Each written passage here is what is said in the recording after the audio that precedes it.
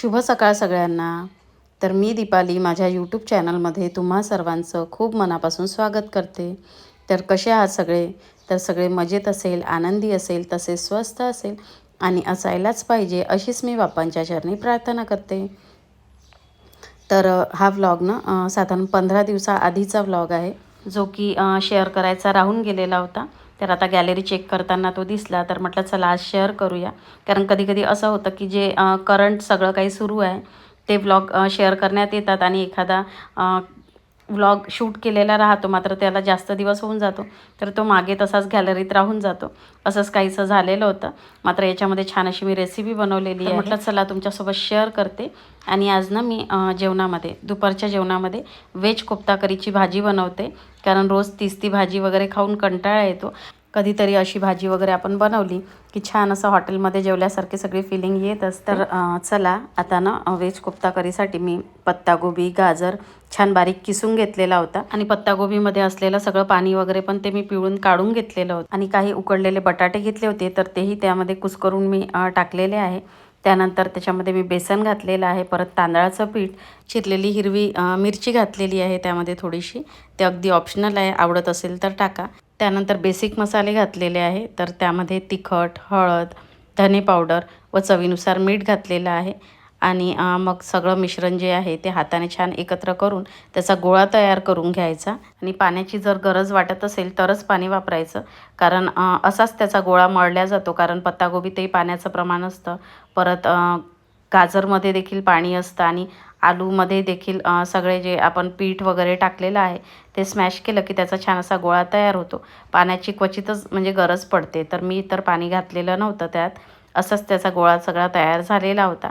त्यानंतर हातावर थोडंसं तेल घेऊन ना या पद्धतीने सगळे कोफ्ते मी तयार करून घेतले. तर मी जरा अंडाकृती आकारात बनवलेले होते. तुम्हाला जर वाटत असेल तर तुम्ही गोल आकारातही बनवू शकता ते कोफ्ते.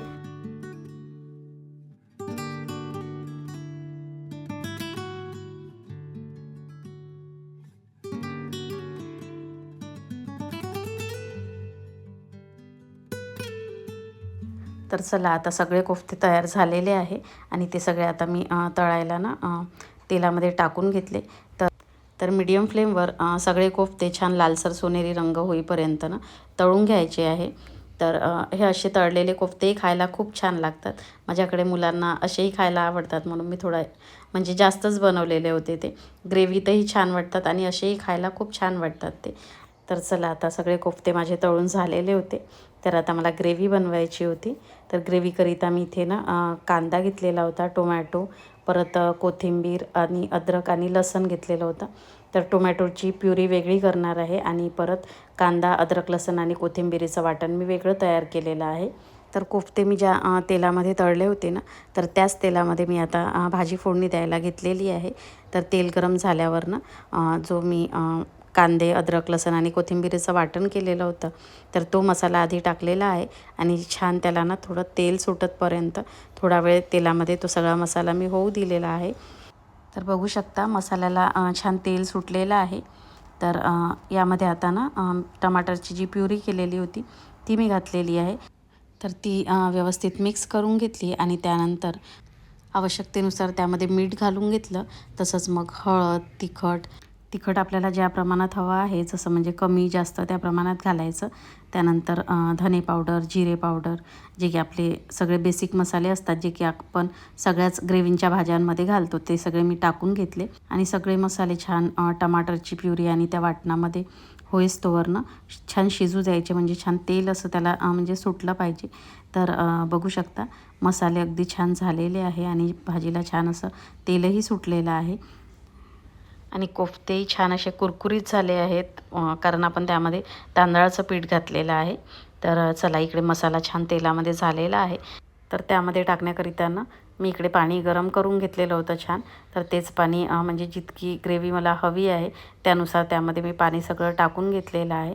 आणि त्या ग्रेव्हीला छान अशी उकळी आली की जे आपण सगळे कोफ्ते वगैरे बनवलेले आहे, तर ते कोफ्ते मग मी त्यामध्ये सोडून घेणार आहे. तर इकडे ग्रेव्हीला छान अशी उकळी आलेली आहे आणि त्यानंतर मग मी त्यामध्ये ना थोडा गरम मसाला घातलेला आहे आणि वरून थोडी कस्तुरी मेथी घातलेली आहे. याच्यामुळे छान असा ग्रेव्हीला सुगंध येत असतो अगदी. तर आता मी गॅस वगैरे बंद करून घेतली आणि त्यानंतर मग मी सगळे कोफ्ते त्यामध्ये ना घातलेले आहे. तर चला, आपली छान अशी व्हेज कोफ्ता करी तयार झालेली आहे. तर नेहमी त्या भाज्या खाऊन कंटाळा आला की कधीतरी अशी भाजी वगैरे आपण बनवली की अगदी सगळ्या आवडीने खातात. तर भाजी टेस्टला ना खरंच खूप छान झालेली होती. तर तुम्हीही नक्की ट्राय करून बघा आणि कशी झाली ती नक्की मला कमेंटमध्ये सांगा. आणि रेसिपी आवडली असल्यास लाईक करायला अजिबात विसरू नका. तर इकडे मी सक्षमसाठी प्लेट काढून घेत होती. तर त्याला आधी जेवायला दिलं, कारण तो वाट बघत होता की कधी भाजी होते म्हणून. तर आधी त्याचं जेवण वगैरे झालं. त्यानंतर माझ्या नंदेच्या सासूबाई आलेल्या होत्या. तर जरा वेळ त्यांच्यासोबत बोलत बसलेलो होतो. त्यानंतर मग आम्ही सगळेच एकत्र जेवण करायला बसलो. जेवणं वगैरे झाली. त्यानंतर मग किचनमधलं जे काही सगळं आवरायचं होतं मला, ओटा वगैरे, तर ते सगळं आवरून घेतलं. त्यानंतर आज ना मला साडीला फॉल लावून घ्यायची होती. तर फॉल मी सकाळीच धुवून टाकलेली होती. तर आता ती छान वाळलेली होती. तर आधी त्या फॉलला ना मी प्रेस करून घेतली, म्हणजे लावताना मग थोडंसं सोयीस्कर पडतं, म्हणून आधी सगळी फॉल प्रेस वगैरे करून घेतली. तर या साडीला मला फॉल लावायची आहे. तर ही साडी मम्मीने मला आता अधिक मासामध्ये दिलेली होती. तर म्हटलं चला फॉल वगैरे लावून घेते साडीला. फॉल लावून असली की कधीही इच्छा वगैरे झाली तर आपण घालू शकतो. कारण कुठलीही नवीन साडी आली की ती कधी कधी घालतो असंच आपल्या बायकांना वाटत असतं. कारण कपाटात कितीही साड्या असल्या तरी एखादी साडी नवीन आली की आपल्याला त्या सगळ्याच साड्यांना जुन्या वाटायला लागतात. तर फॉल लावण्याकरिता ना मी दुहेरी असा धागा घेतलेला आहे. एकेरी न घेता मी दुहेरी धागा घेत असते, म्हणजे त्याच्यामुळे फॉल जरा छान व्यवस्थित पक्की लागत असते. सिंगल धागा घेतला की तो जरा ना तुटायची लवकर चान्सेस असतात. त्याच्यामुळे डबल धागा घेतला की थोडंसं ते मजबूत राहतं.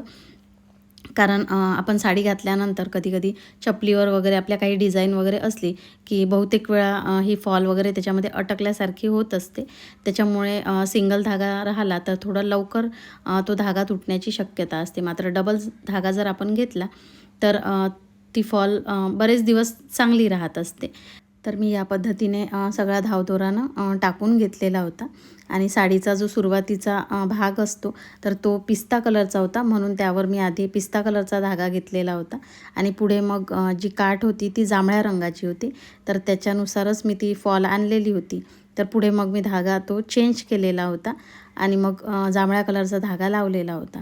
आणि साडीला फॉल लावताना मी एकतर पाटावर साडी ठेवून लावत असते, किंवा मग मशीनचा जो पाटा असतो तर त्याच्यावर ठेवून फॉल लावत असते. म्हणजे ती फॉल ना व्यवस्थित लावल्या जाते आणि कुठेच फॉल अशी जमा झाल्यासारखी होत नाही किंवा दुमडल्यासारखी होत नाही.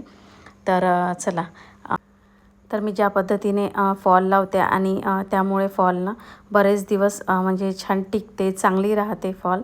तर ते सगळं आज तुमच्यासोबत मी शेअर केलं.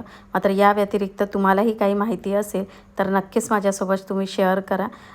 तर आजच्या व्लॉगमध्ये मी तुमच्यासोबत रेसिपीही शेअर केली.